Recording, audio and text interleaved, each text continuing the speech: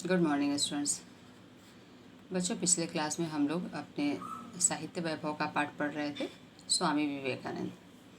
तो पिछले क्लास में इसका हम लोगों ने लेखिका का परिचय पढ़ा था कि इसे डॉक्टर गीता राय ने लिखा है, जिनके लिखने की पद्धति यही है कि वो ऐसे ही हमारे देश के विलक्षण देशवासियों के ऊपर अपनी एक पुस्तिका लिखती रही हैं, जिसकी श्रृंखला में ही ये स्वामी विवेकानंद भी आते हैं। तो स्वामी विवेकानंद जिन्हें हम लोग धर्म प्रचारक या धर्म उपदेशक के नाम से जानते हैं, उनका जन्म 1863 ईस्वी में हुआ था। उनको हम लोग उनकी विलक्षण प्रतिभा के द्वारा जानते हैं कि उनकी स्मरण शक्ति जो थी वो बहुत ही अद्भुत थी, अद्वितीय बोला जा सकता है। लेकिन जब हम उनकी बात करते हैं तो पता चलता है कि वो खुद स्वामी विवेकानंद की लिखी हुई बात है कि जितनी तीक्ष्ण बुद्धि उनकी थी, वो स्वीकारते हैं कि उससे भी ज़्यादा तीक्ष्ण बुद्धि उनकी माता की थी, कि माता की स्मरण शक्ति मेरी मुझसे भी ज़्यादा तीक्ष्ण थी। और वो एक धार्मिक महिला थी। उनके पिता विश्वनाथ दत्त स्वभाव से अवघड़ और दानी थे। उनका पेशा वकालत का था, इसलिए कमाते तो वो बहुत थे, लेकिन अपने स्वभाव की वजह से दान दक्षिणा कर देते थे, पैसे का संचय नहीं करते थे, तो इसलिए उनके पास पैसे रहते नहीं थे।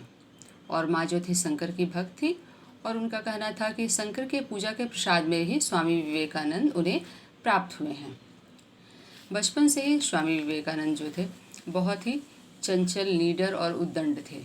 उन्हें उनकी माता विले के नाम से पुकारती थी। बचपन में उन्हें मूर्तियों की पूजा का खेलने का बहुत शौक़ था। वो तरह तरह से हर देवी देवता की मिट्टी की मूर्ति बना लिया करते थे और अपने दोस्तों के साथ मिलकर उनकी पूजन का खेल करते थे। खेलते खेलते कई बार वे समाधि में भी चले जाते थे। एक बार का वर्णन बताया जाता है कि एक बार इसी तरह से वो समाधि में चले गए और उनके दोस्त भी खेल रहे थे, वो भी समाधि का खेल खेल रहे थे, लेकिन उनके दोस्त की समाधि उतनी गहरी नहीं थी। तो वो समाधि में इस तरह लीन हो गए कि जब उनके दोस्त ने आँख खोला तो उन्हें दिखाई दिया कि सामने सांप बैठा हुआ है। वो डर से चिल्लाने लगे, भागने लगे, डर से भाग ही गए। बाद में थोड़ी देर बाद आके देखे कि कहीं स्वामी विवेकानंद को उठ के भागे हैं या क्या हुआ है। आके देखते हैं कि सांप चला गया, स्वामी विवेकानंद उसी तरह से समाधि में लीन है।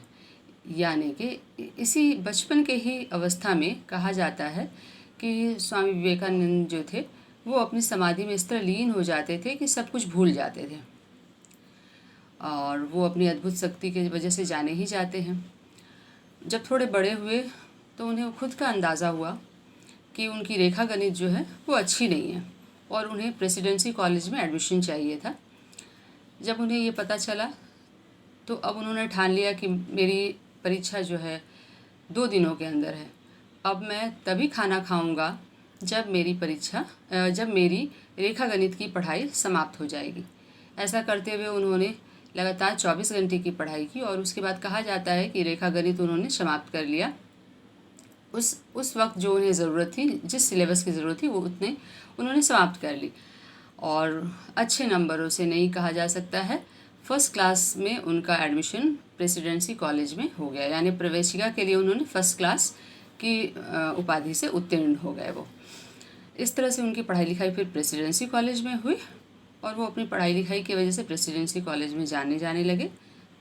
जो कंठस्थ करने की उनकी विद्या थी, जो उनके अंदर वो अंदर से शुरू से ये जो शक्ति थी, इसके वजह से कॉलेज में भी बहुत जाने माने अच्छे स्टूडेंट्स में रहे और जो लोग उनसे मिलते थे वो उनके दोस्त हो जाते थे। इस तरह से उनकी पढ़ाई लिखाई चलती रही। बच्चों, इसके बाद उनके जीवन का आगे कैसे क्या हुआ, ये हम लोग नेक्स्ट वीडियो में देखते हैं। Thank you.